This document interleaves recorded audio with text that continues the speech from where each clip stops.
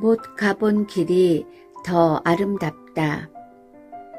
아침에 눈 뜨자마자 마당에 나갔다가 이제서야 집 안에 들어왔다. 10시 넘은 시간이다.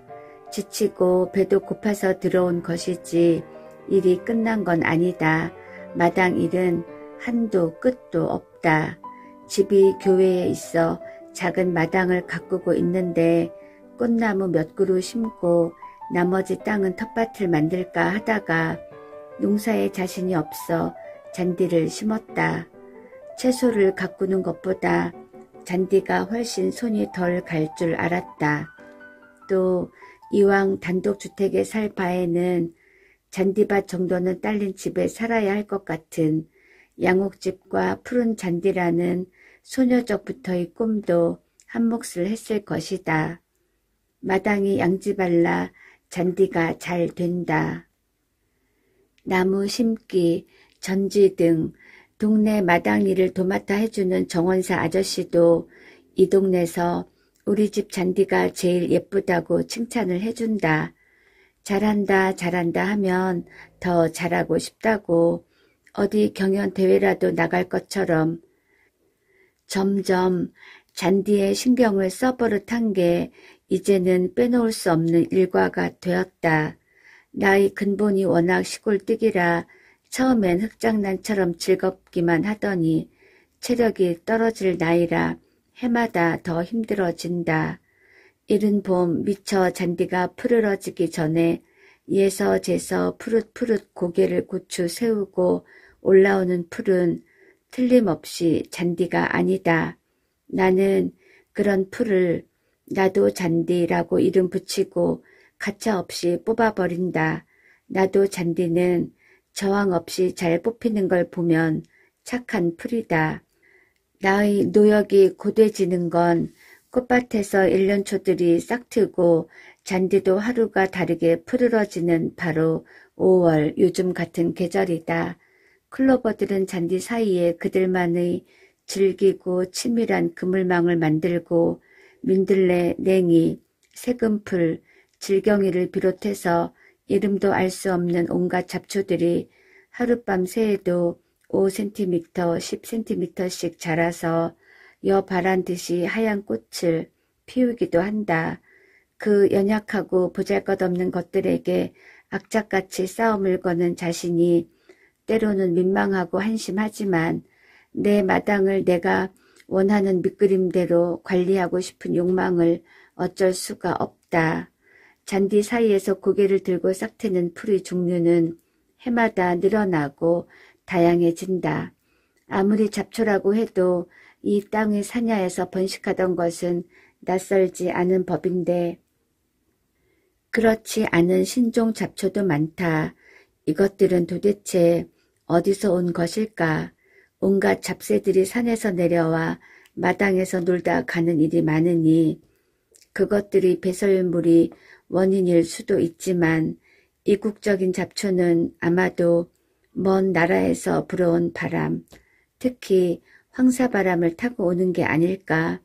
몇만 리를 날아와서 하룻밤 새에 꽃까지 피우는 생명력이 경이롭고도 두렵다.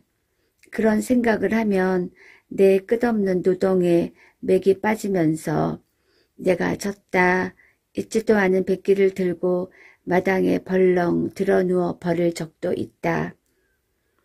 잔디밭에 등을 대고 누우면 부드럽고 편안하고 흙 속 저 깊은 곳에서 뭔가가 꼼지락대는 것 같은 탄력이 느껴진다. 살아있는 것들만이 낼 수 있는 이런 기척은 흙에서 오는 걸까? 씨앗들로부터 오는 것일까?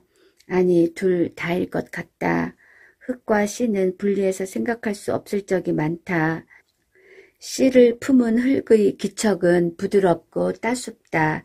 내 몸이 그 안으로 스밀 생각을 하면 죽음조차 무섭지 않아진다.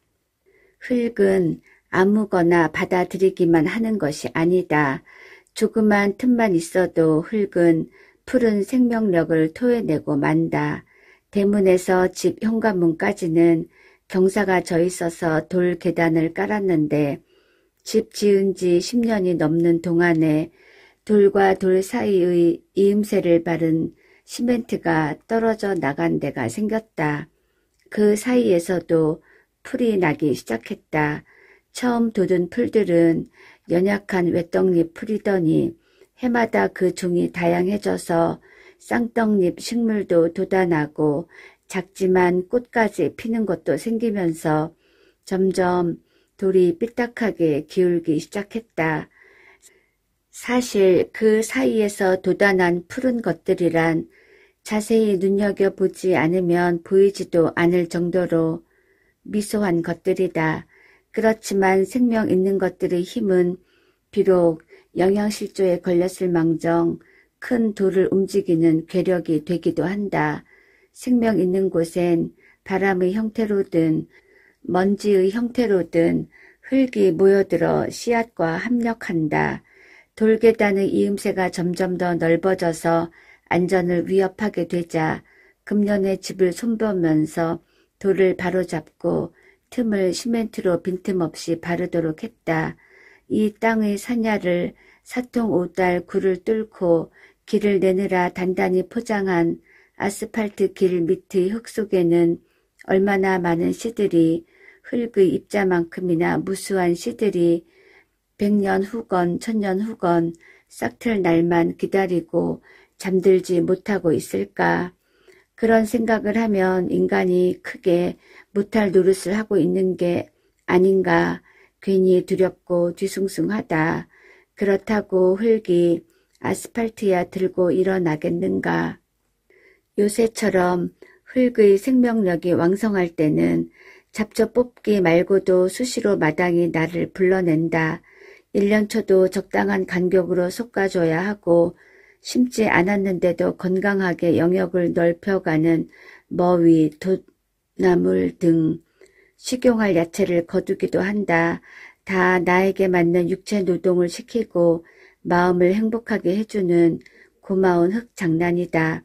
아침 일과처럼 습관적으로 마당에 나갈 때는 모자도 쓰고 면 장갑도 끼고 나름대로 준비를 하지만 책 읽고 글 쓰다가 머리도 쉴 겸 몸도 풀 겸 마당에 나갈 때는 맨손이다. 맨손으로 나갔다고 할 일이 눈에 안 들어오는 건 아니다. 맨손으로 흙을 주무르다가 들어오면 손톱 밑이 까맣다. 외출할 일이 있으면 정성 들여 손을 씻지만 대강 씻고 무심히 외출할 적도 없지 않아 있다.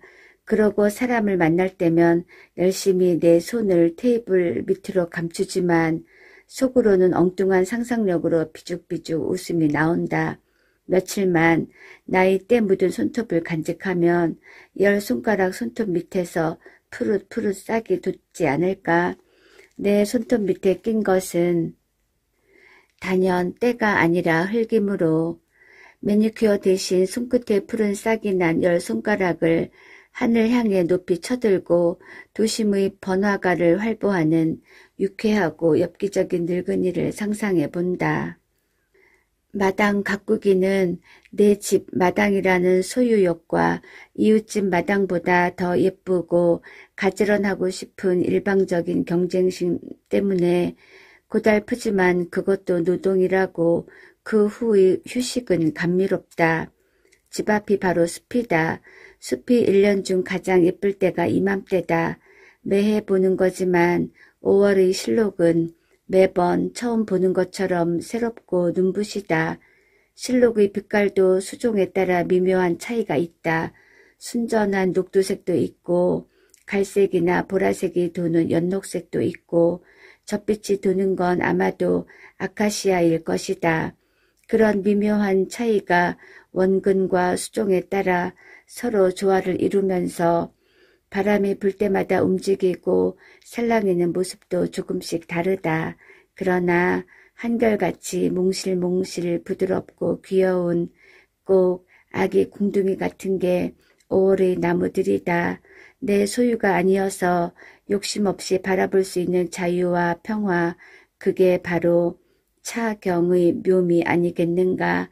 내가 더 늙고 힘에 부쳐 우리 마당이 볼품없는 쑥대밭이 된다 해도 저 숲의 사계절 변화는 계속될 것이다.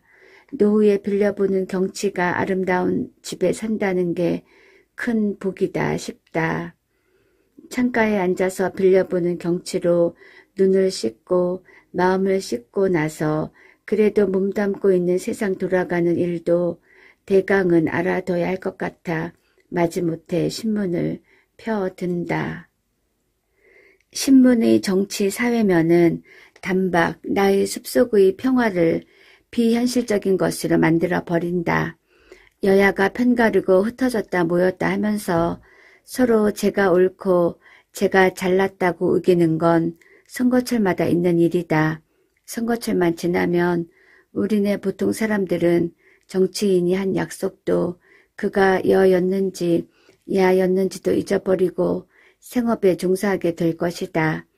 아마도 그걸 믿기에 그들이 헛된 약속을 남발할 수 있을 것이고 국민의 입장에서도 번번이 속는 걸 알면서도 변화의 약속이 지루한 일상에 활력이 되는 것도 사실이다. 선거가 없다면 무슨 재미로 살까 싶을 만큼 선거는 오락적인 측면이 강하다. 정치판이 죽기 살기로 싸우는 걸 오락처럼 즐길 수 있는 편이라. 정치판이 죽기 살기로 싸우는 걸 오락처럼 즐길 수 있는 편리한 심장이라 해도 천안함 사건을 비켜갈 수는 없다.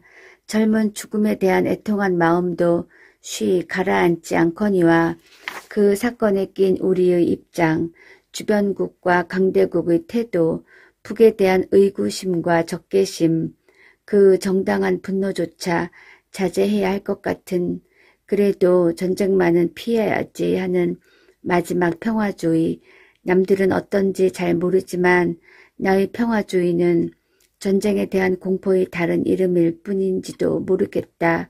또한 나의 평화주의는 부끄럽게도 진상까지도 피해가고 싶을 만큼 비겁한 것이기도 하다. 금년은 또 경인년이다. 나에게는 그냥 경인년이 아니라 또 경인년이고 또 경인이기 때문에 내 생전에 또 전쟁을 겪게 될까봐 두려운 것이다.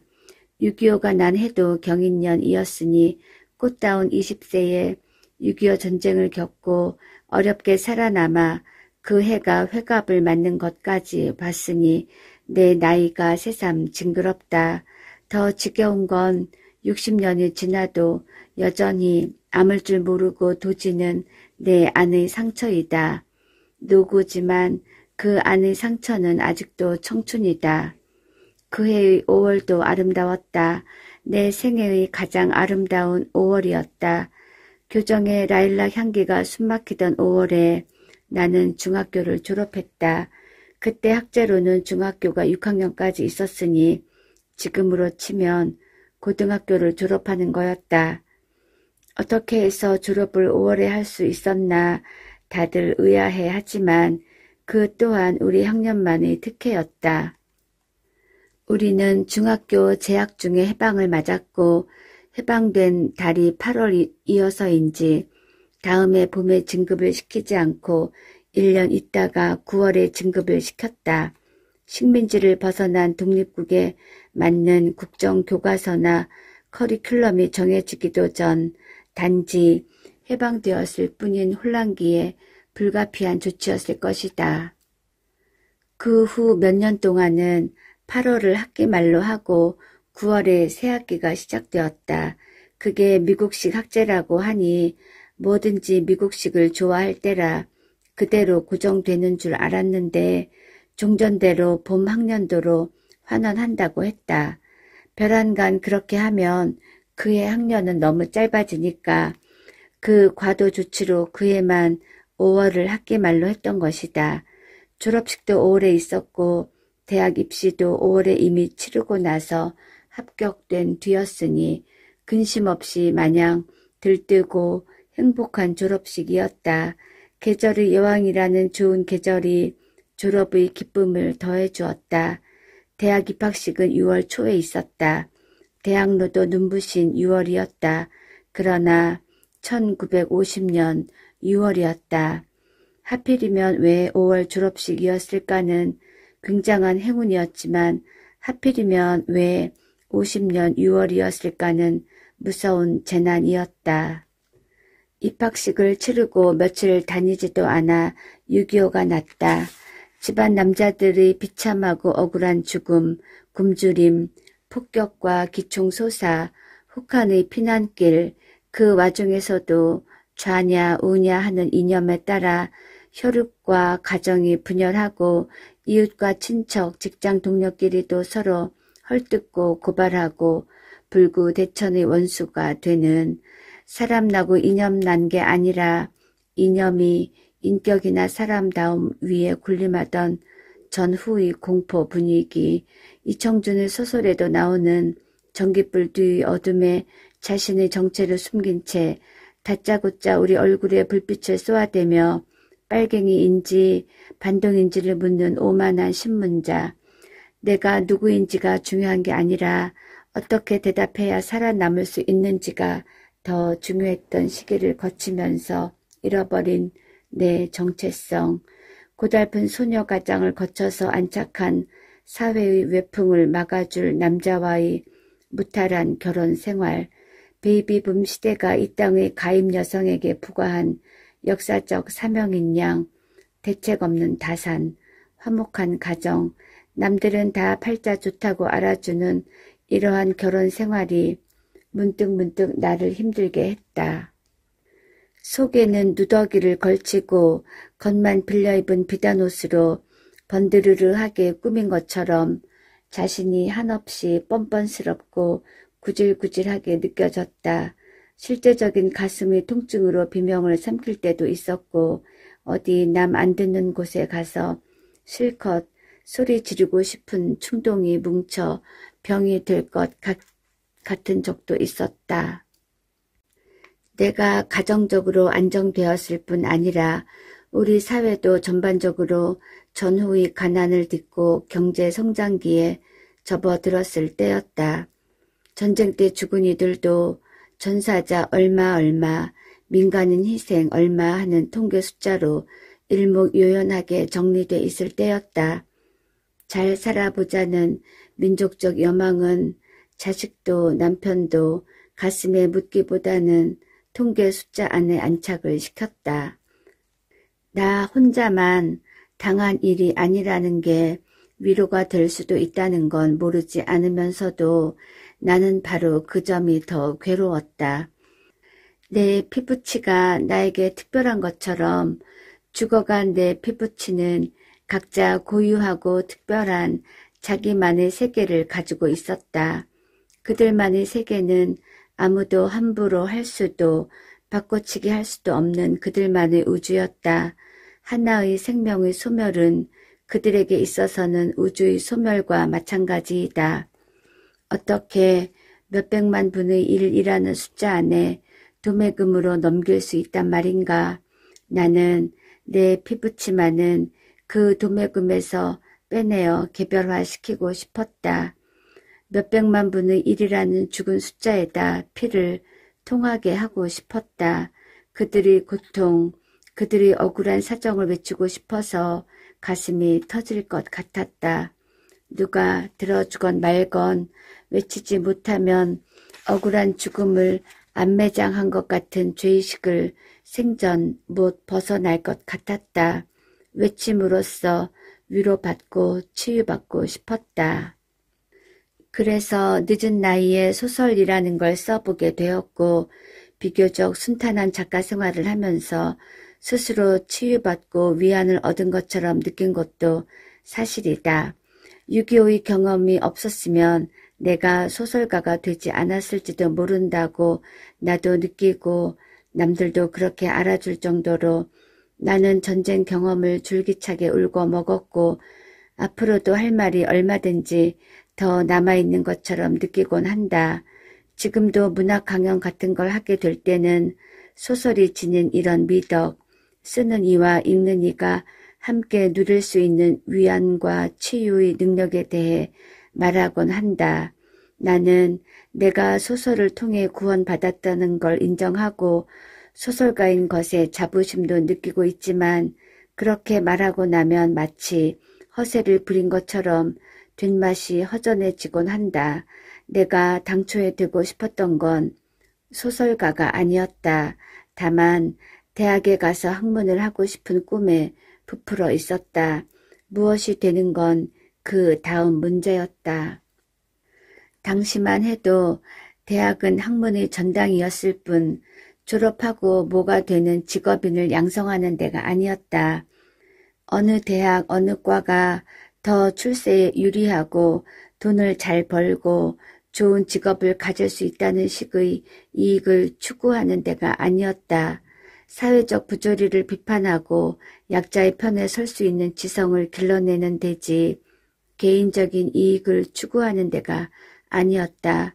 특히 인문대가 그러해서 우리는 인문대를 대학의 대학이라고 자부하며 기고만장했었다. 오죽하면 대학을 상아탑이라 불렀겠는가.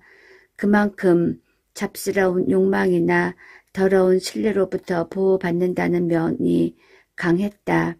막 대학 문턱에 들어선 초년생에게 대학은 진리와 자유의 공간이었고 만권의 책이었고 그 안에 숨어있는 아름다운 문장이었고 지적 갈증을 죽여줄 명강의였고 사랑과 진리 등 온갖 좋은 것들이었다. 나는 그런 것들로 나만의 아름다운 비단을 짤 수 있을 줄 알았다. 그러나 막 배틀에 앉아 내가 꿈꾸던 비단은 한 뼘도 짜기 전에 무참히 중턱을 잘리고 말았다. 전쟁은 그렇게 무자비했다. 그래도 나는 살아남았으니까 다른 인생을 직조할 수도 있었지만 내가 당초에 꿈꾸던 비단은 아니었다. 내가 꿈꾸던 비단은 현재 내가 실제로 획득한 비단보다 못할 수도 있지만 가본 길보다는 못 가본 길이 더 아름다운 것처럼 내가 놓친 꿈에 비해 현실적으로 획득한 성공이 훨씬 초라해 보이는 건 어쩔 수가 없다.